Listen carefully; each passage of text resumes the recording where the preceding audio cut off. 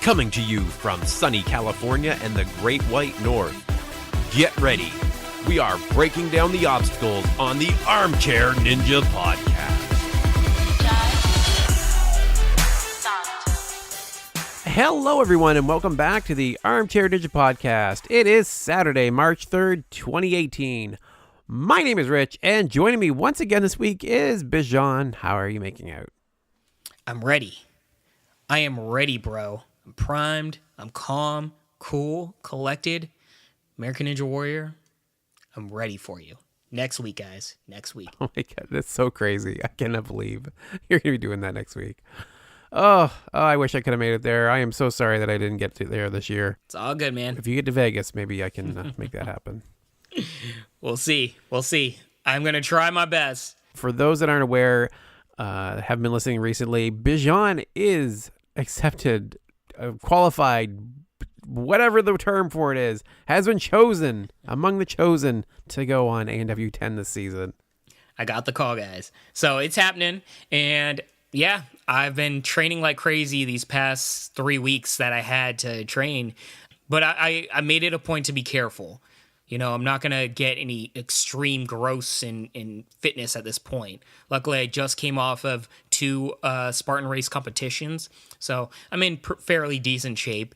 And yeah, I'm ready. I've been doing a lot of technical training. The most important thing or anything, like when it comes to obstacle courses, and you all know this from watching the show, it's just as mental as it is physical. Technique is very important. Knowing what you're doing, having that comfort level, all of that plays a major part in it. So I've just been training my mind just as much as my body.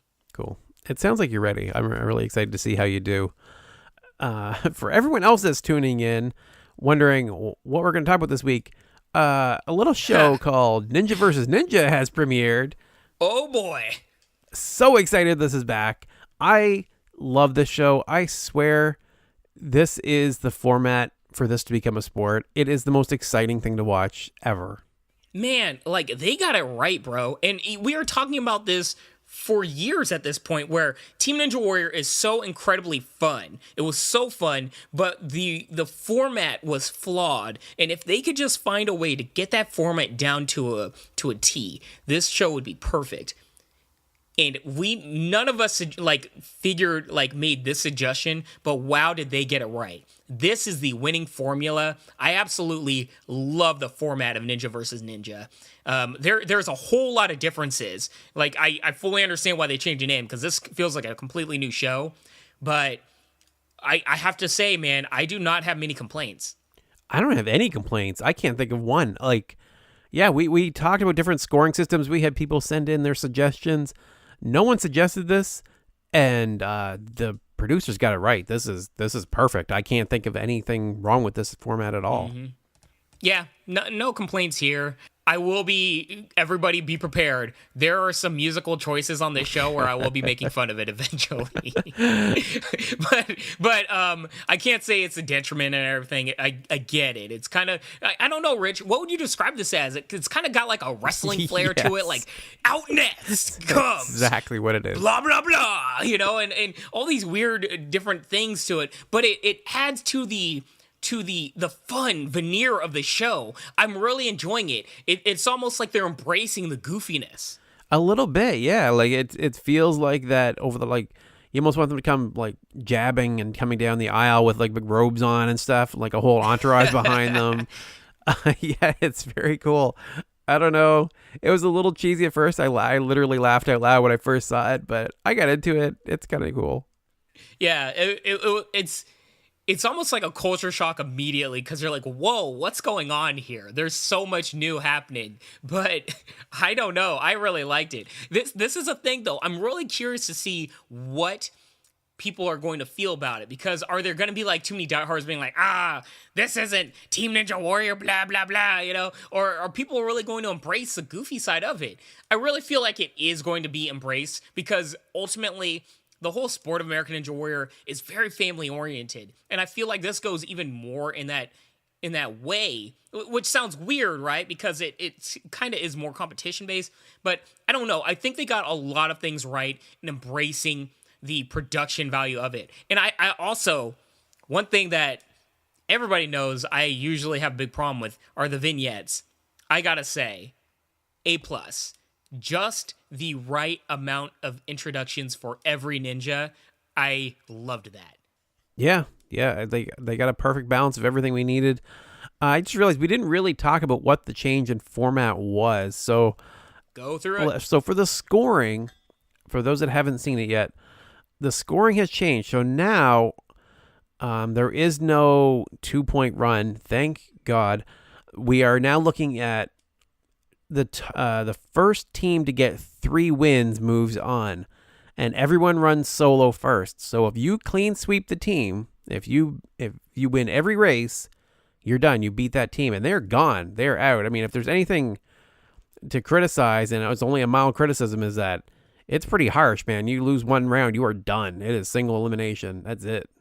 Yeah, I don't know. I kind of like that, because one big issue that I had was, and we always talked about this, the first round in Team Ninja Warrior never felt like it had too much substance in it. You can fail stage 1. Was it stage 1 or what was that the first called? matchup was the seeding round, the whatever they called it. Yeah.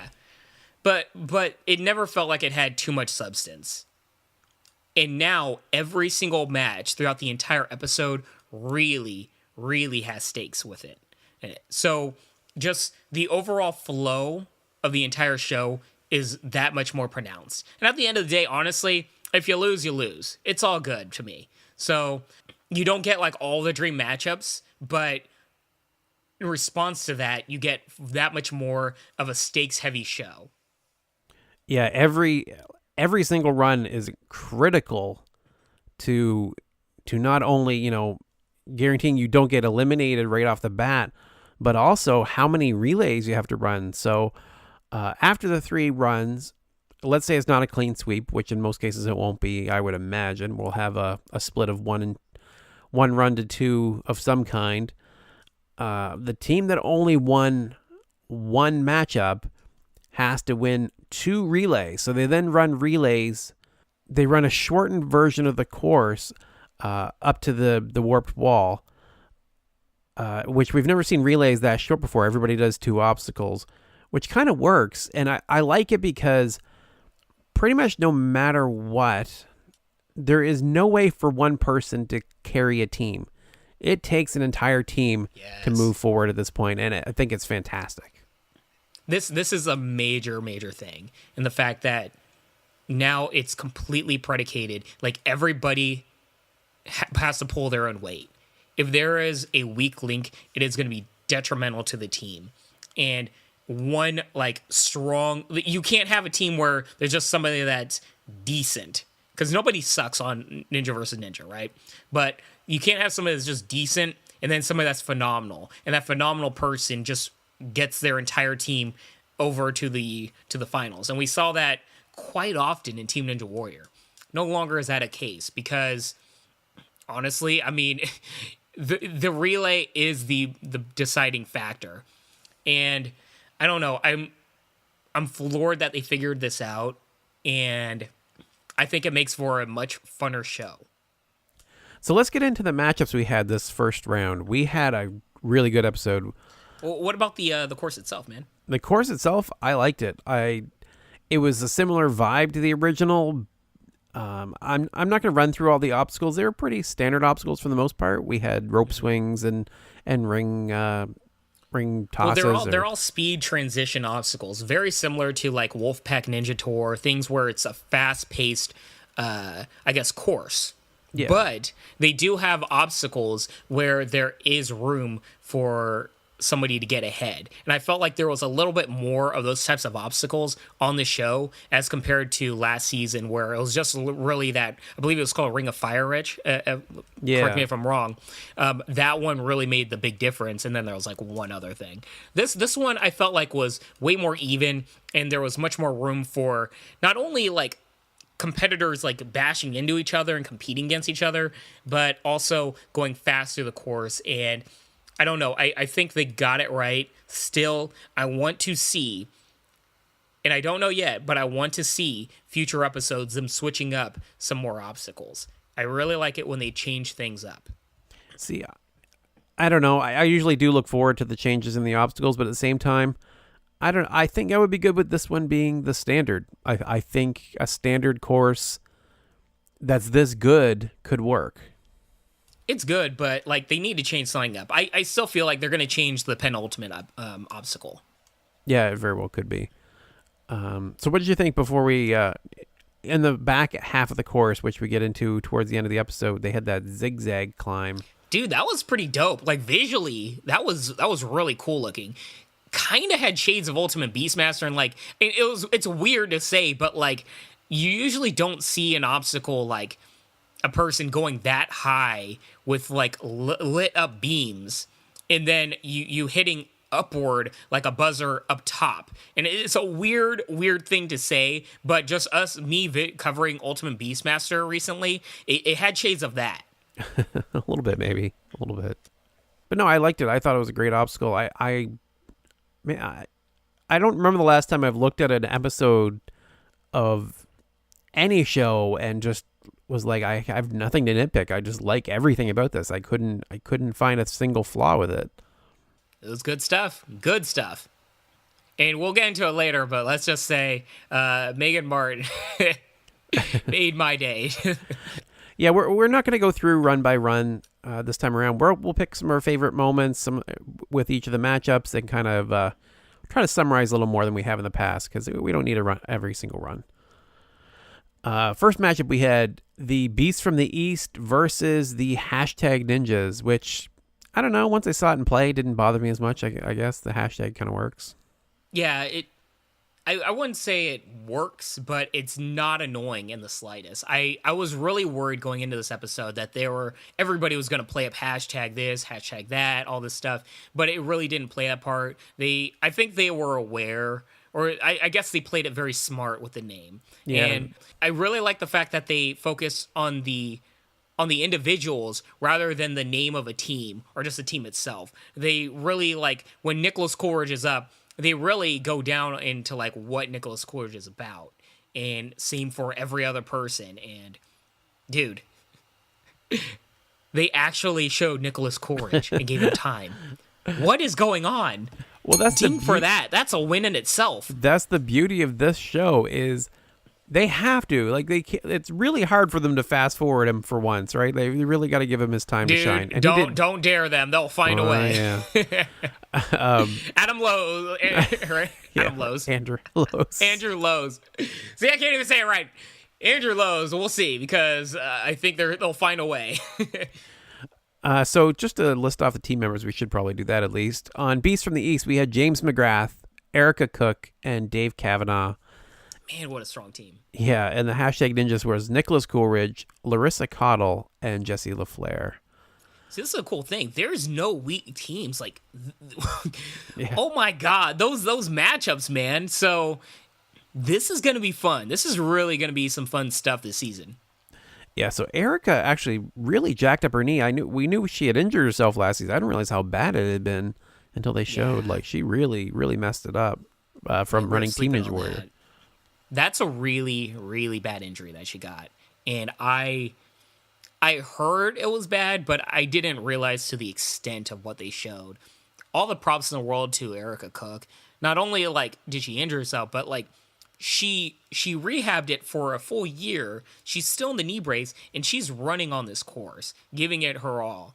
And it takes some serious mental fortitude to go back on the thing that you hurt yourself and spent a year fixing, for lack of a better term, and going right back to it without any fearlessness.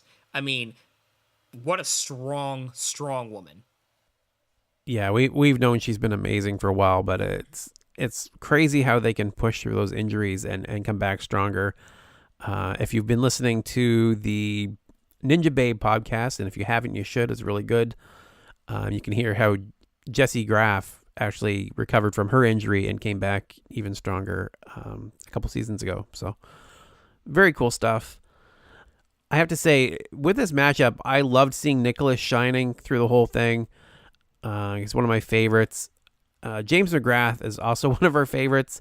and I hate seeing them go in the first round. So it's always a toss up, right? When you watch these episodes, you're like you root for so many ninjas, and they're like all of your favorites are on every team. So you're going like, but I don't want anybody to lose. I want everybody to win. Can't we just have this every week forever, and then just make this a thing?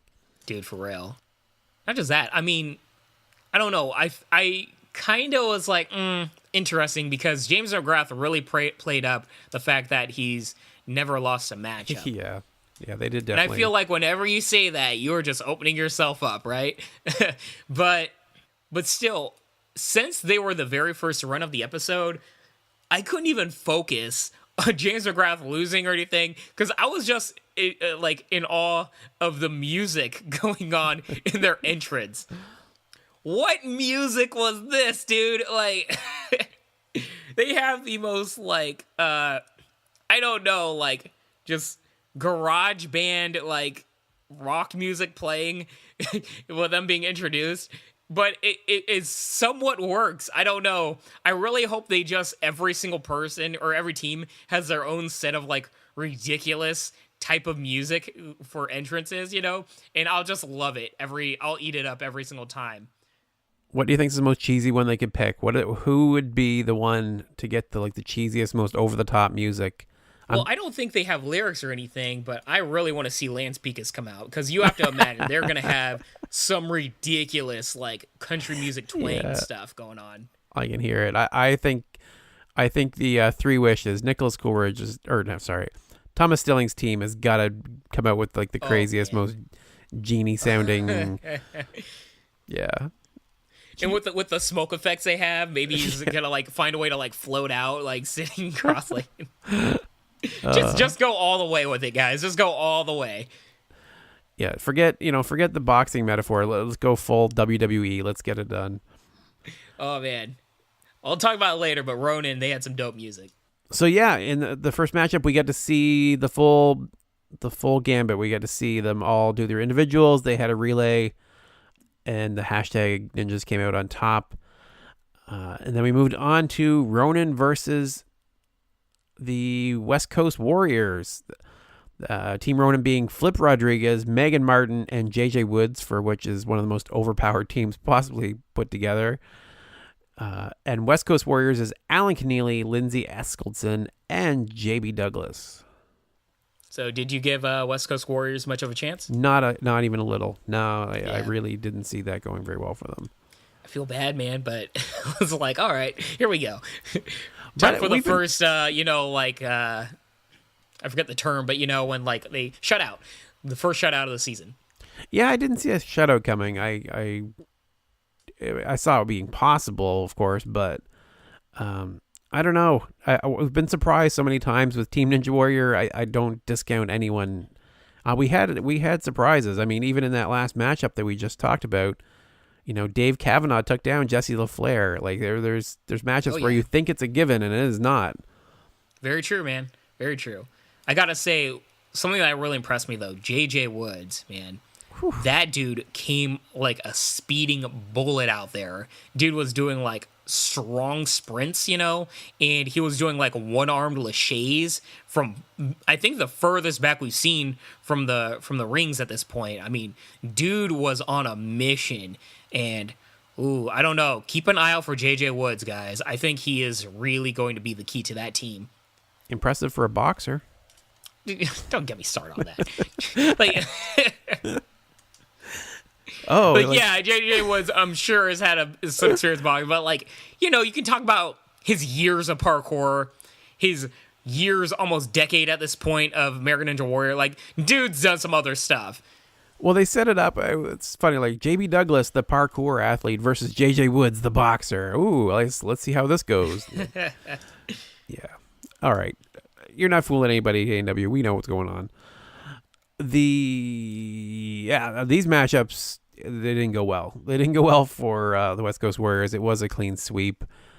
Meagan ended up banging her head in the process of going across the shelf grabs. That looked painful. That was nasty.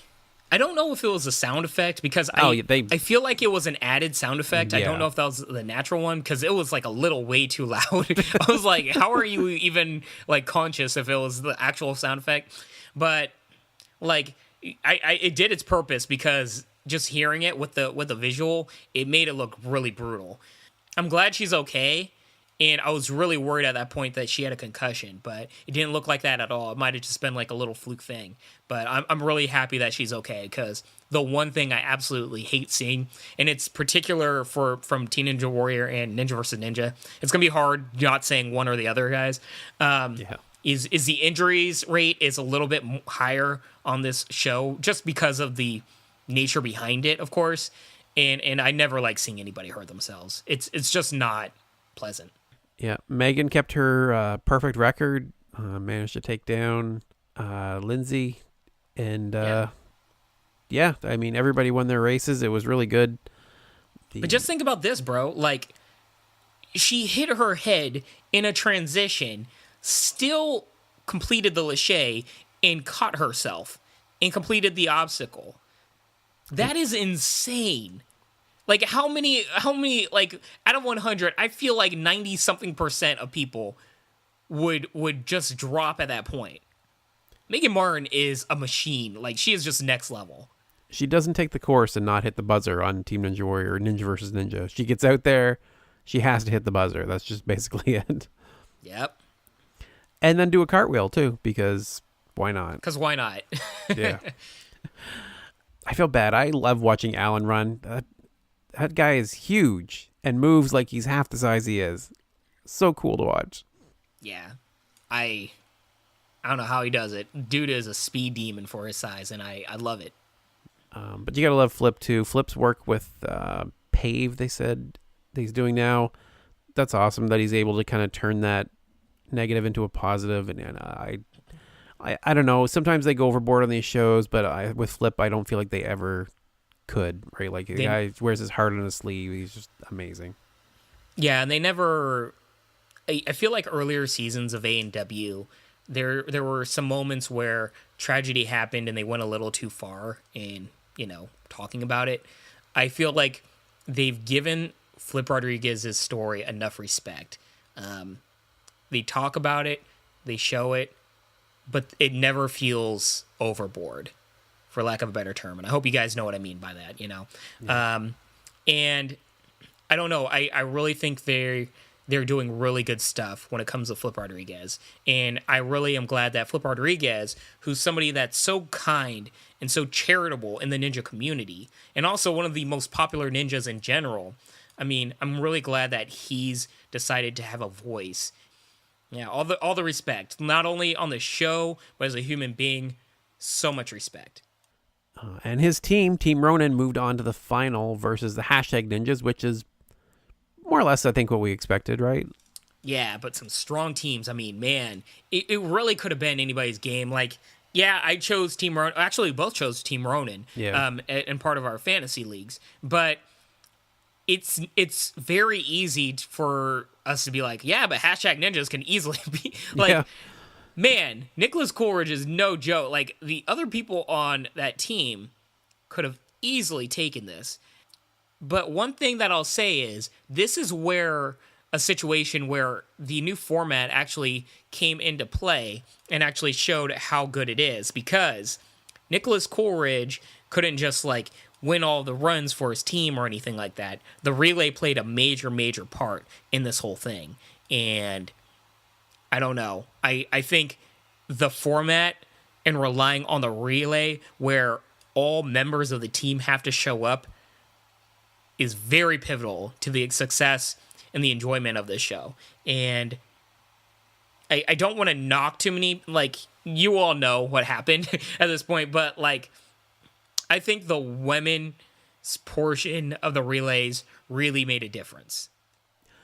Yeah, to say the least. Because when I was looking back at it, I realized, do you realize Meagan saved them? We've never had that on Team Ninja Warrior. It wasn't one of my big beefs with it, that the female captains weren't able to save their teams, generally speaking, right? It was just, good point. The formatting was not possible. JJ and Flip both lost their races. If Meagan had lost two, they were done. She kept them in it. And then in the relay, she was the one that opened up the lead, and she was the one that gave them really the win, because Nicholas was closing the gap on JJ. Like, if if she hadn't opened up that big lead, it would have been a very tight race. Very good point, man. Yeah. But at the same time, I mean, everybody played a part. Everybody just showed up. JJ Woods in particular, in my opinion, man, that dude was flying. And he had some tough competition because when you get Nicholas Coolridge on bars and anything where it's a transition type with the upper body, you better be fast because Nicholas Coolridge is going to make up a lead very quickly. I was thinking this matchup had to be one of your favorites. Like this whole segment where they're crashing, JJ's grabbing Nicholas, is raying away from him, Dude, and they're Meagan's banging into freaking Larissa. It was the most intense, like competitive one I think we've ever seen. I was loving it. The fact that JJ grabbed Nicholas Coolridge's ring. He's like, "Oh no, you're not going." And I don't know if you watch this, but JJ Woods also kicks Nicholas Coolridge while he's trying to do his transition swing after that. Like they are, I was in love at that moment. I'm like, yes, go JJ, I love you. It was just fun. It was beautiful, absolutely beautiful. And then I don't know, like the first time we were in the relay, right? And Larissa's moving out of the way for Meagan Martin, being like, "Oh no, please take the lead. Like, please, here you go. Like, I'm just gonna be off on the side, wait for you to finish." I'm like, "What are you doing? You better grab it, kick her, wrap your leg around her, like throw her in the water." Like, I want full on wrestling. I'm sorry, guys, I'm terrible, but that's what I want. I don't know if that's best sportsmanship, but don't just wait for somebody to finish and you just sit off to the side. But I'm really glad that she learned. And then the second run, she was like, "Oh no, you're not doing that again." Yeah. She was like banging into Meagan, like, "You're not gonna you're not gonna make this easy." So I enjoyed that a lot. Yeah, I'm glad that she got a chance to kind of redeem herself there, because I think it would be easy to get down on her. But then again, I mean, you're stepping out there with like icons of the sport, right? People that you've probably looked up to, right? And let's say you do well next week, and you get invited to go a ninja versus ninja, and you're out on the course. I'm going to be the villain of the show, because whoever I'm racing against, I'm going to tackle them. If we're next to each other, they better get ready to get elbowed. I'm saying it now. I would pay anything to see that. I am a terrible human being, but I you'll get some television. I'll tell you that, guys. Oh, God. I just hope it's not somebody huge like me going against Alan Connealy or Beast McGrath. They just be like, "You know what? I'm done with you," and they just grab me and throw me. You're just hanging onto their leg, like, please don't. Yeah. But yeah, I love this matchup. I thought it was great, and Larissa, I'm glad she was able to show that she learned that you can't just give Meagan free reign. She will pull way ahead, and she still did get ahead, but she did what she could. You couldn't really blame her for that. Yeah, she did her best. That's all I can ask for. At least she's not, standing off to the side or, be like, "Oh no, please take the lead, Meagan, please." Right. So, other than that, though, I mean, the other matchups were very, very close, and I felt like when it got to the final portion between Nicholas Coolridge and JJ Woods, even though JJ had a pretty good lead, Nicholas was really closing the gap when it came to the salmon ladder. He was flying up that, and also the rolling dice. Like, he really put in the work. But ultimately, JJ was fast enough. I don't know. I really like the dynamic. The 3 obstacles work perfectly, in my opinion. And I'm really, really enjoying. What is it called? I know it's not it's a spider climb, but what's the name of it that they're calling it? Zigzag zoom? What the heck is that thing called? The zigzag. We'll call it that. Yeah, I like that zigzag. Just visually, it's pretty cool looking. It's called the zigzag climb. Zigzag climb. So that was great. I really enjoyed the first episode. Looking forward to the rest of the season. It's going to be a fun one. Dude, yeah. Super fun. And I don't know. I'm feeling good about my pick, bro. Team Ronin. Going all the way. Looking ahead to next week, we have matchups: Dark Horse, that is Lance Pekas' team; Midwest Muscle, Tyler Yamauchi; La Breakfast Club with Jesse Lebrecht; and Team Tarzan with Ben Mielek. Why in the previews did they show John Alexis Jr. instead of Jesse Lebrecht? That kind of annoyed me. I don't know. I mean, you can go either way. No, I'm trying. I don't feel strongly about it. I'm trying to stir up some controversy. I'm trying to get this, get everybody riled up. No, it was weird to me because it's called the Breakfast Club, and then they showed John. Anyway, so yeah, who's your pick out of this 4 teams? Who do you think is going to come out on top?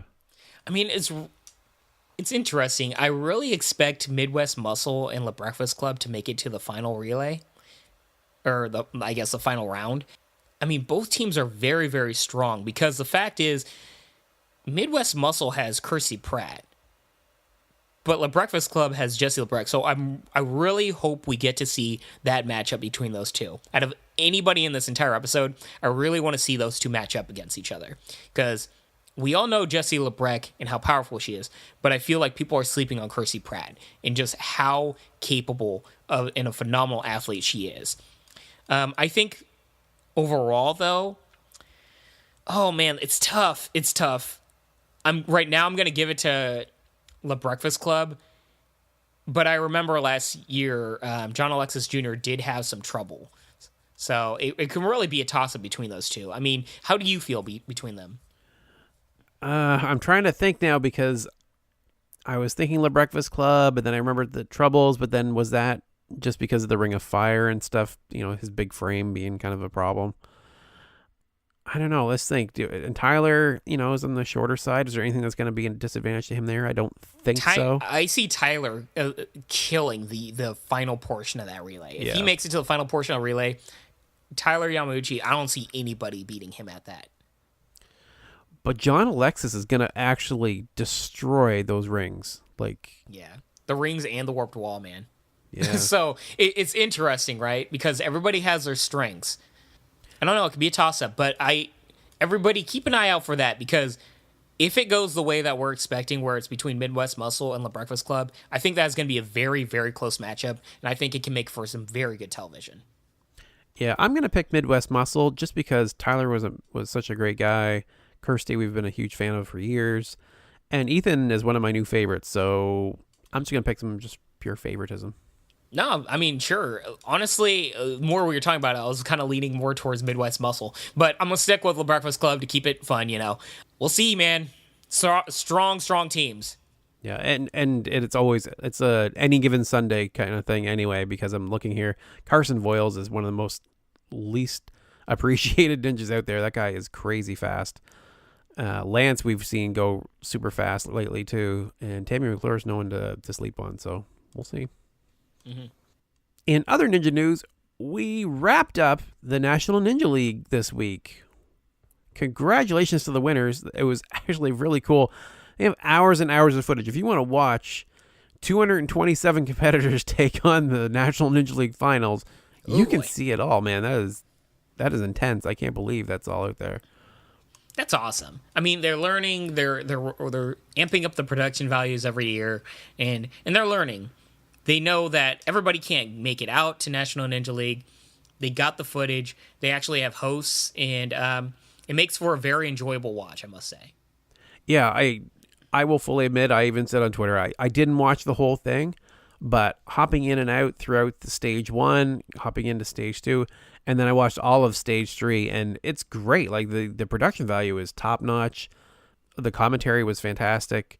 And the runs, watching it all live is very, very cool.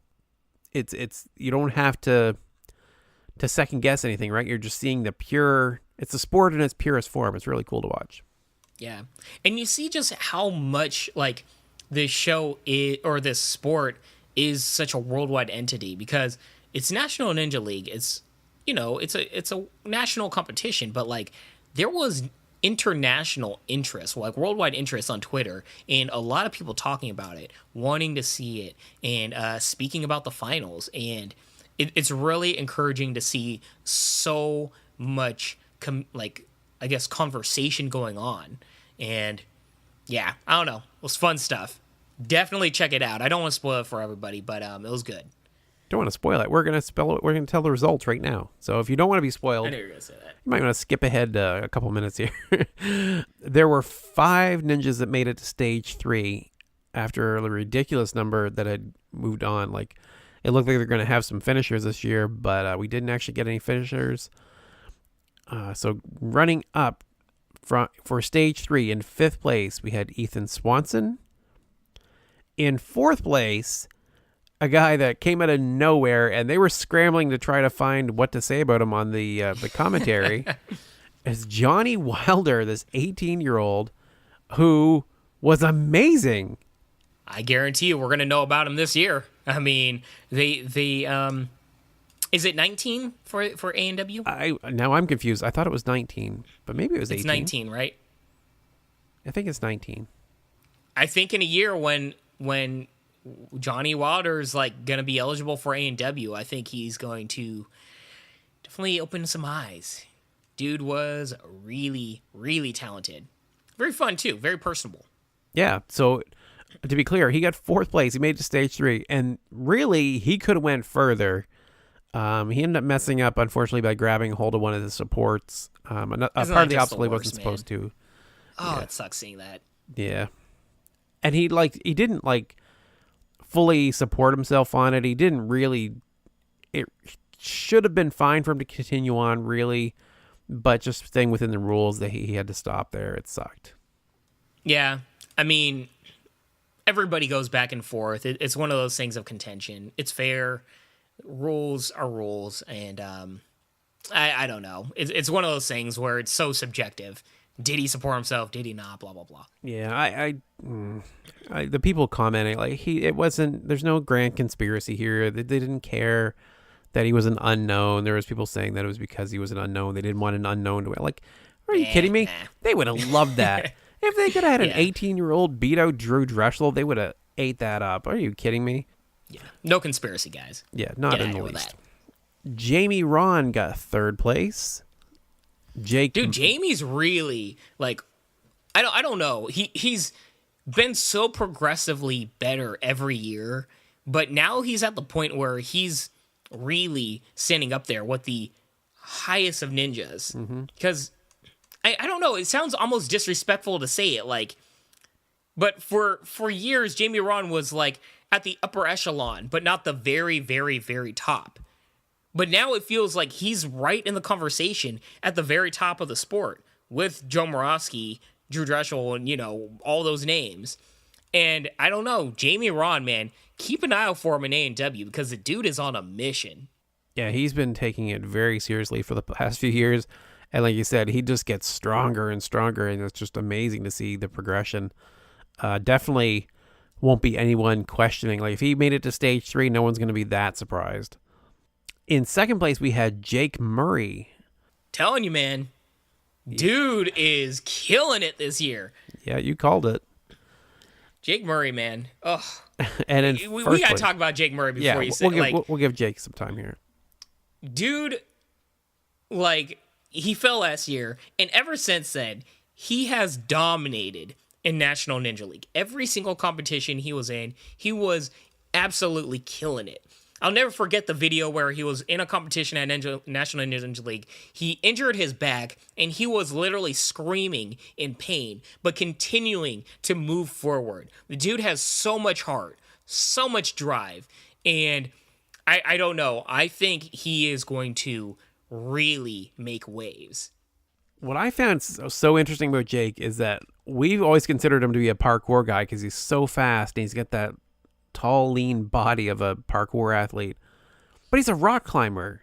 He's got the whole package right there. The fact that he can move the way he does as a rock climber just means that he's that much more dangerous. So he is someone right at the top of my list of people to take down, the whole thing. And in 1st place, we have Drew Drechsel. Not a really big surprise. Shocker. Yeah. Bing. Actually, big shocker is where's Adam Rail, Good point. I don't know where Adam placed. I mean, maybe we're biased at this point, but I always assume Adam Rail is going to be somewhere in the mix when it comes to a lot of these competitions. But Adam Rail didn't place the top 5. That said, I mean, let's give the time to Drew Drechsel. Dude's amazing. He's at the top of the sport. And I don't know, last year, so much was made about Joe Moravsky that it's nice to hear Drew Drechsel being back in the spotlight, especially so close to the filming of A&W. He's going in with all of this wave of momentum going into his filming, and I really think that all of the top 5, they're going to be in a very, very good head place for their competitions in the regions. And I don't know, man. Drew Drechsel, he's going to be competing in Sasuke. He's going to be competing in A&W. This could be his year. We always say it, but could be his year. Everyone's just counting down until when he does it at this point. It really is, yeah. Yeah, it really, really is. But, dude, at this point, like, he might get caught, like, passed up. I mean, Najee, a lot of these young guns, they are knocking on that door, about to kick him off his mantle. Like, Joe Morosky and Drew Drechsel, they're up here, like, at the very top, you know, holding on to that medal. And Najee and Daniel Gill and a few others, like, they're like, bro, I'm right there getting at your feet. I'm about to grab your feet and throw you off that ledge. Well, that's freaking dark. But anyways, you guys know the analogy. Like, I think they're chomping at the bit to get their time in the spotlight at the very, very top of the sport. So moving on to How's that for an analogy, huh? Yeah, it's perfect. It's perfect. So let's take a look at the women. On the female side, in third place, we had Tiana Weberly. In second, Lindsay Eskildsen. And in first, Olivia Vivian. Really? Yeah, Good I meant to. for you, I meant to get you to guess that. Olivia actually set a new standard for women. She was the first woman to actually complete a stage in the National Ninja League Finals. She beat stage 1. Wow, we didn't have any women compete them before? That's crazy. Wow. Yeah, I would have expected differently. It's really tough. Yeah, the National Ninja League Finals, in my opinion, are far more difficult than a lot of the A&W ones, and A&W is pretty dang difficult, to say the least. Yeah, good on her. I have to watch that run. I haven't seen the Vivian's run yet, but that's absolutely amazing. Major props to you. You absolutely deserved all of your winnings and everything. That's really cool. I want to see where the other big named women placed in this, and if like Meagan Martin, I didn't see Megan's Barclay name on the list. Stockett, anybody like that, you know, competing. Man, I don't remember seeing Barclay's name either. She might have been in there. I saw a lot of them. I scrolled through the list, going through the 200 and some, just to see who was all on there. What about Rachel Brown? She's the one of the ANP's. Big. We're big fans of Rachel Brown. So where'd she place? I don't remember the number. She was mid stage 1, somewhere around the halfway mark, I think. There's some shocking, very early falls. First obstacle, people going out. First, second obstacle, not getting too far in. A lot of people, like dozens of people, not getting very far into it. Kyle Soderman, I believe, was on within the first couple of obstacles that he went down. I think his friend Hunter Gerard did as well. Yeah. Some early exits. Well, There's lots of big names. It was not like it was not unusual. There was lots of names you'll recognize in the very beginnings of stage 1. It was pretty rough. It's tough, man. But I like seeing very difficult courses. I won't like seeing a difficult course next week in LA. We'll make an easy one next week. But yeah, make it easy, guys. But yeah, I like watching, A&W with difficult courses. It hires the stakes in many facets. So I'm not going to complain about that. Good on them. So as a reminder, A&W Fantasy, get your picks in. You need to get them in immediately, because once they start running in LA, you are not going to be qualified for the prize anymore. So the champ here needs to get his picks in if he hasn't already. Champ did not say, oh man, Champ's going to be up all night making his picks. Yeah, okay. I need to get on that. Champ, see ya. It's happening. But yeah, I better, man, I need to rack my brain full of some picks. I got mine in, but I think I keep tweaking them, and I'm really going outside of the norm this year. I really want to stretch it as far as I can. No, good for you. Like, it sucks to see just a bunch of safe picks, right? Obviously, there's certain names where it's like, obviously, I have to guess both of us are gonna have Drew Drechsel, Joe Morosky. But after that, there's some good stuff. I don't have them currently, My theory is... Okay, we have to hear your picks. Go on. On. Well, here was my thought process, is that everybody's picks near the top of the list are virtually the same because there's, some very clear favorites. I'm kind of counting on some big names to fall, and it'll just shoot me right to the top. Hey, you got to go big or go home, right? Yeah, it would just be a little more fun to mix it up a little and see. I was kind of looking at a team redemption, right? I was thinking Jake Murray, maybe, who do I actually have on there right now? Let me take a look. I'll actually read off my names that I've got on there right now. I don't know if I'm going to change them. I might just leave it as it is. So looking here on my team redemption, I've got Daniel Gill, Jake Murray, Adam Rail, Ethan Swanson, and Jesse Graff. Wow. I like that. Look at you, man. I really like that team. It is pretty much, there are some that went pretty deep into stage 2. I don't know if they really need redemption so much, but I feel like Daniel was probably expected to go to stage 3. Adam doesn't really need redemption, but Jake, Ethan, and Jesse to some extent will be looking for redemption. The only reason I didn't pick Jesse last year was I felt like she needed a year to kind of get over that pressure that I knew would be on her this last season, and she'll shake that off. And I really, really feel like she could hit stage 3 this year. I am not knocking that at all. And yeah, Jesse Graff, we've seen her make it so far make it to stage 3 in Sasuke, first woman ever to do that. And I don't know, man. I'm feeling good. That's a very good pick. How amazing would it be seeing Jesse Graff in stage 3 American Ninja Warrior? That would change a whole lot of dynamics. Or Alyssa Beard or any of the other women, for that matter. Just like a woman make it to stage 3.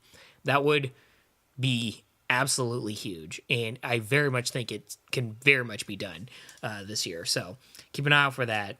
I will give my picks next week because I don't want anybody taking the champs' picks. Oh, there we go. Yeah, I'll be a jerk. I'll be that guy. You keep yours under wraps. We'll see. Also, I kind of still need to figure it all out. So, Right. One last thing I need to mention now is we are moving the podcast to a new stream. So I'm going to add another episode after this one. It'll just be strictly redirecting you. We are joining a podcast network, the Underdog Sports Podcast Network, which means if you are a subscriber, we are going to need you, beg and plead you to please follow us along. Search for us again. Subscribe to our new channel that will be starting up. It should be relatively seamless. You just need to remember to search for us. If you need a reminder, make sure you follow us on social media. You can like our Facebook page. You can follow me as @NinjaPodcast on both Instagram and Twitter. And if you'd like to email me, you can email me as rich@ninjapodcast.com. And Bijan, how can they reach out to you? Well, first, big congratulations to you, Rich, and thank you for, I'm here, guys, but Rich is really the superhero behind the scenes. He does a lot of social media and the filming and everything. I'm so happy that, this podcast keeps growing and growing, and we're joining a network, guys. We're quote-unquote selling out, but we're getting bigger. We made it to the big time, and I'm happy to be on this journey with you all. Hit me up on Twitter and Instagram at Bijan151. That is Bijan 151. By the time most of you are hearing this, I'll be in LA preparing and competing in American Ninja Warrior. Dream come true, honestly. Check out my social media. I'm going to try to keep you all updated with some pics and everything, and man, still hitting me, but gonna be some fun times, everyone. And strap on in. Ninja versus Ninja. Let's do this. Thank you all so much for listening, and I hope you have a fantastic week. Peace, love, and deuces.